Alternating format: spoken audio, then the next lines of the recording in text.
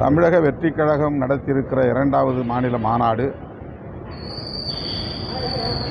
வெற்று கூச்சல்களுக்கும் ஆரவாரங்களுக்கும் அடையாளமாக இருந்திருக்கிறது. உருப்படியான எந்த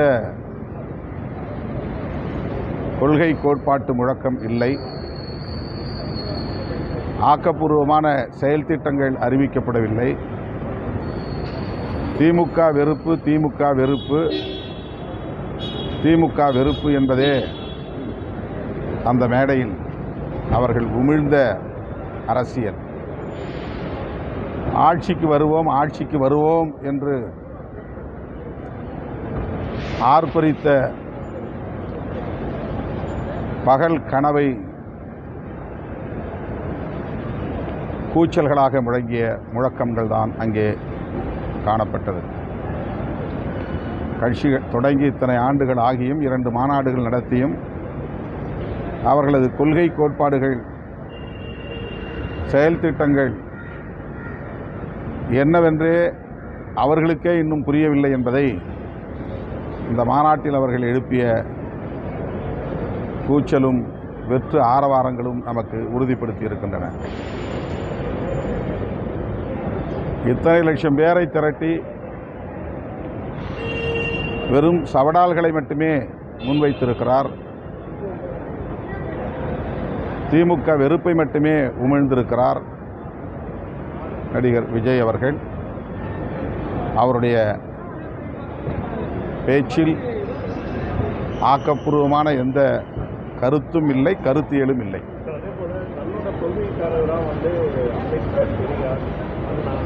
அதெல்லாம் வெறும் அடையாளங்களாக இருக்கின்றன. அம்பேத்கருடைய கொள்கை என்ன என்பதை பற்றி ஒருவராவது அந்த மேடையில் பேசினார்களா? பெரியாரின் கொள்கை என்ன என்பதை பற்றி அவர்களின் பேச்சில் ஏதாவது வெளிப்பட்டதா?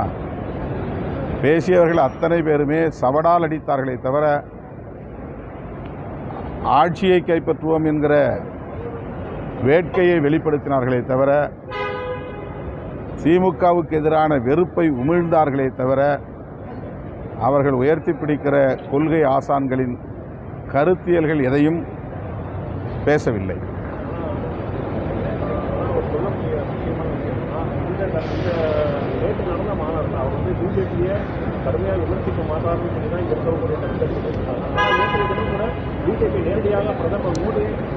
அதாவது பாஜகவை கொள்கை எதிரி என்கிறார், திமுகவை அரசியல் எதிரி என்கிறார். இது ஏற்கனவே சொன்னது தான். மீண்டும் அதையே ரிப்பீட் செய்திருக்கிறார். கொள்கையும் அரசியலும் வேறு அல்ல.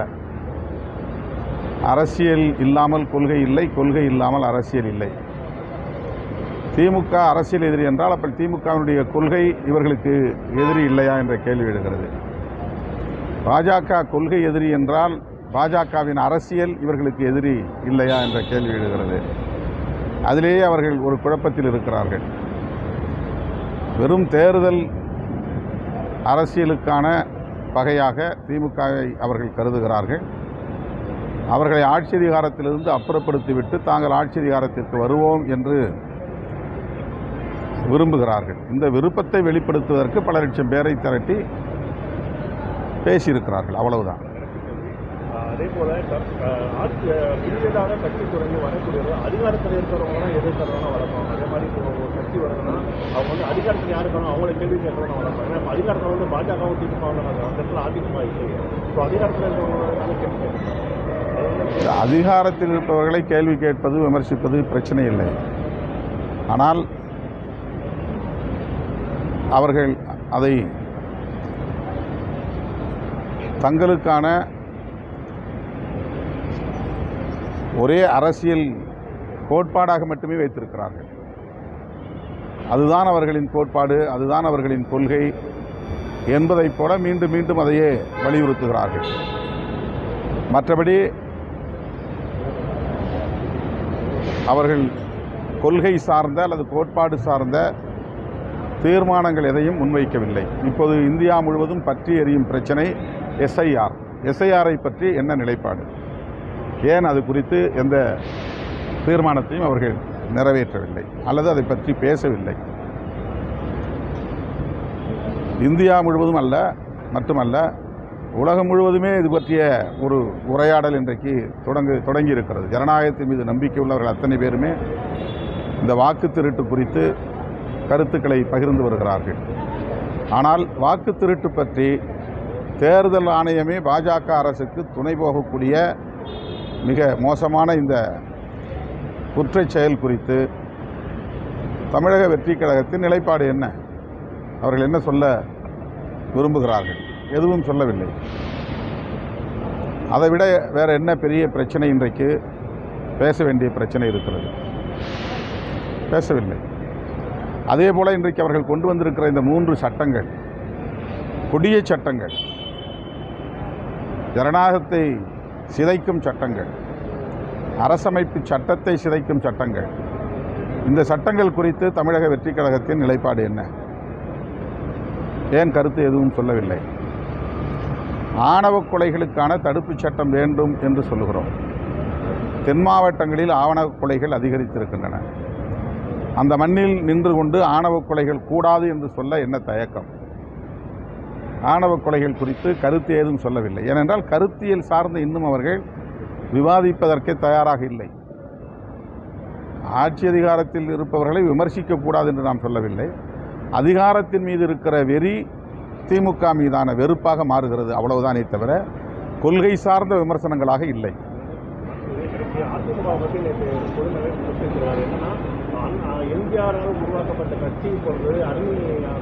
யாரு? எம்ஜிஆரால் உருவாக்கப்பட்ட ஒரு கட்சி இப்போது அடிமை சாசனமாக